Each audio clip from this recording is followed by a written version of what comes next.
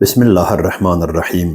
Değerli izləyicilər, bugün gündəmə gətirilən məsələlərdən biri hicabın qadağan olunması məsələsidir.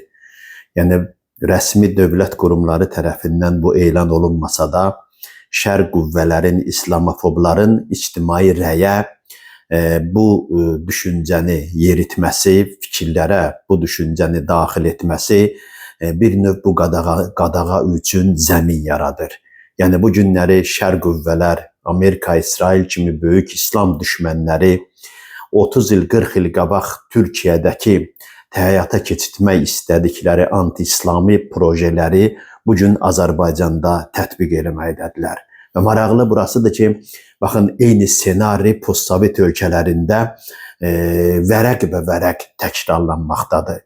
Baxın, taciklər tərəfindən Moskvada terror aktı törədildi və dərhal ondan sonra taciklərə qarşı ciddi baskılar başladı və Tacikistanda hicab qadağan olundu.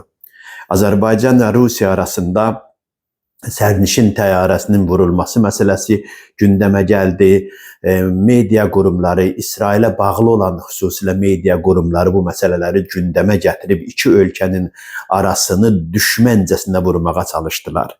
Və buna təəssüf ki, nail oldular və Azərbaycan vətəndaşları Rusiyada sıxışdırılmağa başladı. Və ardınca eynən Tacikistandakı kimi Azərbaycanda da hicab qadağası gündəmə gəldi.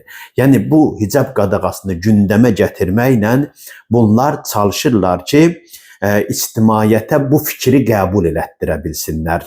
Yəni, hicabsız bir camiyə, hicabsız, dinsiz, imansız bir cəmiyyətin formalaşması, din qadağası, hicab qadağası cəmiyyətə adiləşdirilir.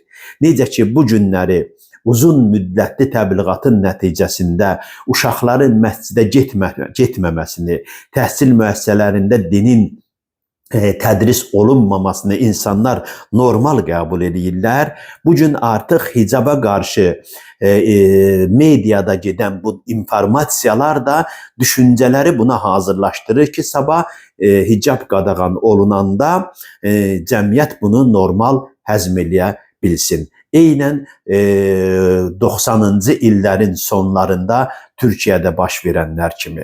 Bu, əziz izləyicilər, əziz Azərbaycan xalqı, islamofobların, Amerika-İsrail cütlüyünün İslama qarşı olan təcavüzünün tərkib hissəsidir.